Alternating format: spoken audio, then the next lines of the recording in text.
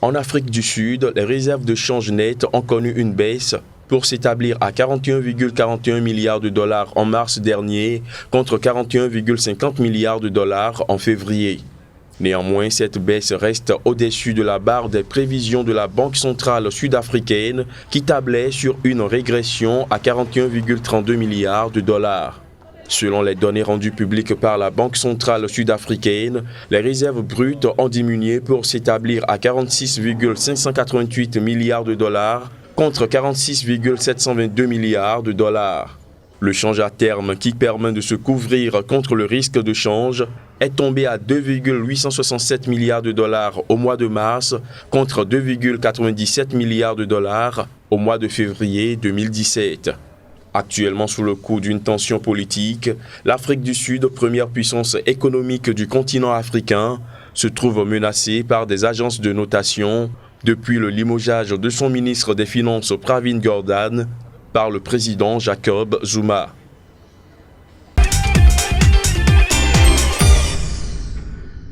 Le kilogramme de noix de cajou destiné à l'exportation est désormais assujetti à une taxe de 50 francs CFA au Bénin. Une mesure prise dans un décret adopté par l'exécutif béninois au terme d'un conseil des ministres. Le montant sera versé par les exportateurs au secteur douanier. Cette taxe est indépendante de celle de 10 francs CFA prévue par la loi de finances 2017. Ce prélèvement concerne entre autres les exportations de noix de cajou brutes, des matières premières et des produits agricoles non transformés, à l'exception des fruits et légumes. Parallèlement à l'instauration d'une taxe à l'exportation, le gouvernement béninois a réaffirmé l'interdiction des exportations de la noix de cajou par voie terrestre. Au cours de l'année 2016, le Bénin a produit 120 000 tonnes de noix de cajou. Précisons que la campagne 2016-2017 s'est ouverte le 3 mars dernier sur la base d'un prix plancher de 500 francs CFA le kilogramme et s'achèvera le 31 octobre 2017.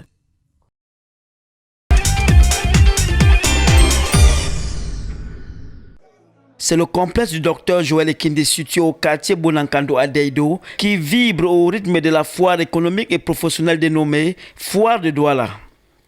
C'est une foire qui a pour objectif de réunir chaque année depuis 8 ans les opérateurs locaux face aux industriels des pays développés. Donc c'est une plateforme d'échange d'abord et de transactions ensuite. Un événement organisé par Jean-Jacques Ekindi, le président du mouvement progressiste, sous la houlette de la Société d'organisation de foires et d'exposition, avec le parrainage de la ville de Douala et la Chambre de commerce, d'industrie et des mines du Cameroun. Cette foire internationale de Douala pour le développement est une occasion unique de sentir le marché et de faire des affaires.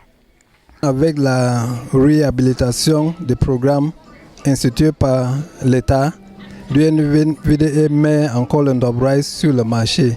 Donc nous sommes venus pour faire la promotion du riz local Ndop. Pendant plusieurs jours, les visiteurs pourront apprécier les produits locaux et internationaux. Vous savez que nous sommes dans les accords APE depuis un temps, le Cameroun et l'Union européenne, ce qui suppose le démantèlement des barrières douanières. Il faudrait donc que le Camerounais, les producteurs camerounais améliorent le Made in Cameroun et cela ne peut passer que par l'acquisition des technologies et des outils, des machines nouvelles. C'est ce que nous faisons à la foire. Pour cette édition, la foire multisectorielle a pour thème retenu « Développement dans le cadre des APE, de la GOA et des accords commerciaux internationaux ».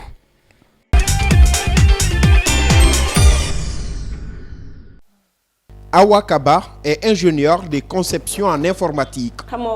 La jeune Sénégalaise a lancé en 2014 une plateforme e-commerce qui s'appelle Souretoul. L'objectif de la plateforme est de rapprocher l'offre rurale de la demande urbaine en permettant aux femmes qui font la transformation des produits agricoles de pouvoir accéder au marché. Nous avions identifié en fait des problèmes dans le secteur de l'agriculture au Sénégal. Et l'un des problèmes les plus importants, c'était la commercialisation des produits agricoles transformés au Sénégal. Nous avions remarqué qu'il y avait énormément de femmes qui travaillaient dans le secteur, mais qui n'avaient pas de visibilité. Et les produits qu'elles transformaient n'étaient pas non plus disponibles dans les boutiques, dans les supermarchés. Donc les consommateurs n'avaient pas en fait connaissance de ces produits-là. Nous nous sommes dit, avec la technologie et avec notre background en informatique, que nous pouvions mettre en place une plateforme e-commerce pour leur permettre d'écouler leurs produits. Funti Service, une unité de transformation des produits agricoles, opère depuis 2010. En 2014, elle décide d'intégrer la plateforme Soretool pour la commercialisation de ces céréales transformées. Cette collaboration avec la plateforme de vente en ligne lui a permis d'avoir une plus grande visibilité et améliorer la qualité de ses produits. La relation que j'ai avec Awakaba, Soretool, son entreprise, m'a permis d'avoir un autre type de clientèle qui, je pense, me forme aussi, m'a permis aussi de me faire. Parce que leur exigence, à coup sûr, fait qu'on est obligé de se réorganiser, de donner une attention particulière à la production, de miser sur la qualité et aussi sur la présentation des produits. Soretool est la première plateforme dédiée à la promotion et à la commercialisation des produits agricoles transformés au Sénégal. Lancée en 2014 avec 5 PME de femmes alliées et 100 produits référencés, aujourd'hui, 400 produits sont disponibles sur la plateforme. Ils proviennent des 12 PME de femmes.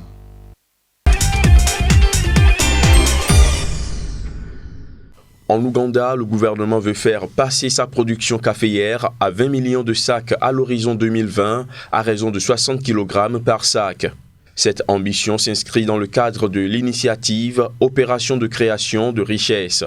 Lancé par le gouvernement en 2013, ce programme vise à améliorer les revenus des ménages ougandais par le biais de l'agriculture. Pour atteindre cet objectif de production, le gouvernement entend encourager l'emploi des méthodes modernes d'agriculture, notamment dans l'irrigation.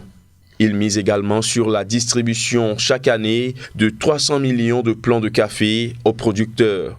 Le gouvernement prévoit par ailleurs de booster la production grâce à une meilleure politique de gestion des terres dédiées à la culture du café. En Ouganda, beaucoup de terres restent inexploitées. Les autorités veulent désormais créer un cadre réglementaire qui pourrait permettre aux agriculteurs de s'associer afin de rendre ces terres productives pour en tirer des profits au-delà de la subsistance. Selon les prévisions du département américain pour l'agriculture, l'Ouganda devrait produire pour la campagne en cours 3,7 millions de sacs de café.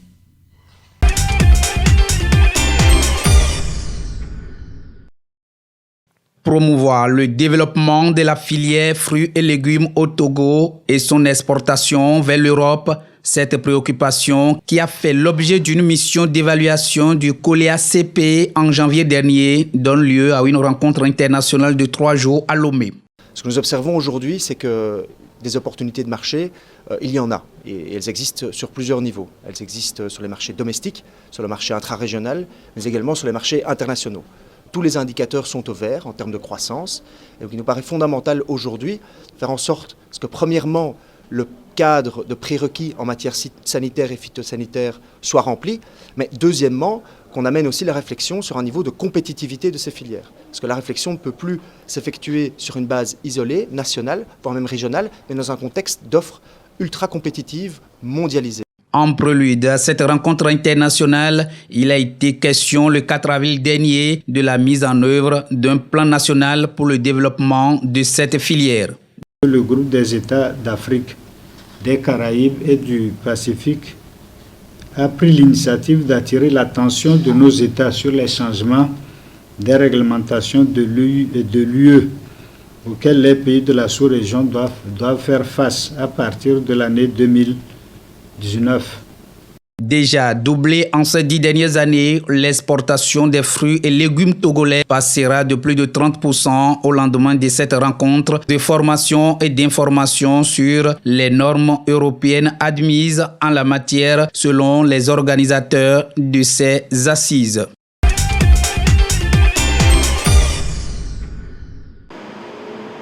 Aux États-Unis, le taux de chômage a atteint son plus bas niveau en presque 10 années au cours du mois de mars.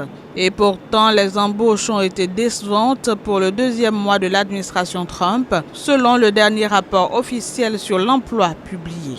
Le taux de chômage a en effet reculé à 4,5%, soit moins 0,2 points, son plus bas niveau depuis mai 2007.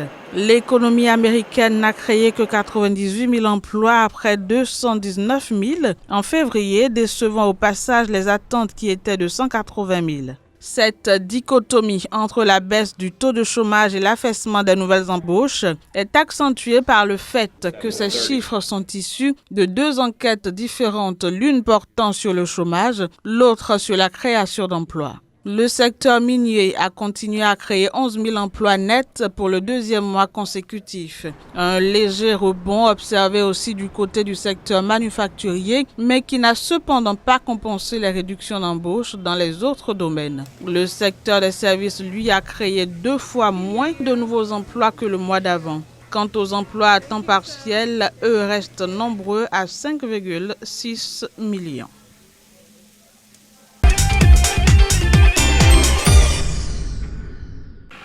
Olam, le géant singapourien de l'agroalimentaire, a ouvert mardi au Gabon sa plus grande usine d'huile de palme en Afrique. D'une superficie de 17 hectares, l'usine permettra de traiter 90 tonnes métriques de régime de palmier par heure et de produire 138 700 tonnes métriques d'huile de palme par an. L'inauguration de cette deuxième usine du groupe Olam au Gabon s'est déroulée sous le regard du président gabonais Ali Bongo Ondimba. Ce dernier a d'ailleurs déclaré lors de la cérémonie que le palmier à huile apportera autant de revenus que le pétrole au Gabon d'ici une décennie. Située vers Mouila, dans le sud du pays, l'usine est le résultat d'un partenariat public-privé. Affecté par la baisse des coûts du baril depuis 2014, le Gabon s'est lancé dans un plan de diversification de son économie. Le pays a notamment mis l'accent sur l'agriculture. Notons toutefois que l'huile de palme alimente les polémiques depuis plusieurs années au Gabon.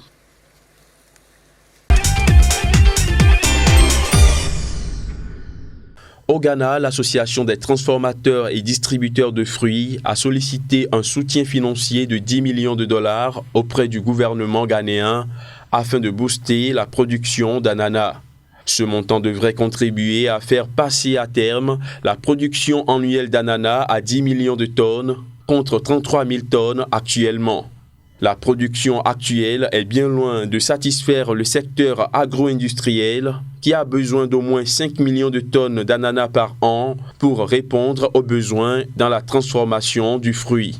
Le déficit de production enregistré a déjà provoqué l'effondrement de certaines sociétés transformatrices du fruit et constitue toujours une menace pour l'industrie entière qui pourrait s'écrouler. D'après l'Association ghanéenne des transformateurs et distributeurs de fruits, ce déficit de production trouve son origine dans les nombreux problèmes qui minent la filière, notamment l'absence d'aide financière dans la production, le coût élevé des engrais et la mauvaise qualité des intrants. Autant de difficultés qui ont fait chuter la production locale d'ananas, privant ainsi le pays de recettes d'exportation.